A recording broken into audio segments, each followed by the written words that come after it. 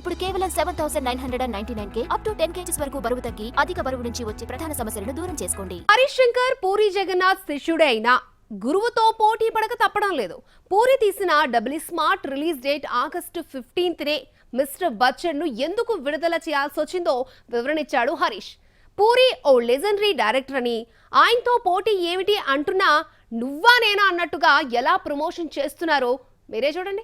Mister Bachchan double smart ఎవరూ తగ్గడం లేదు.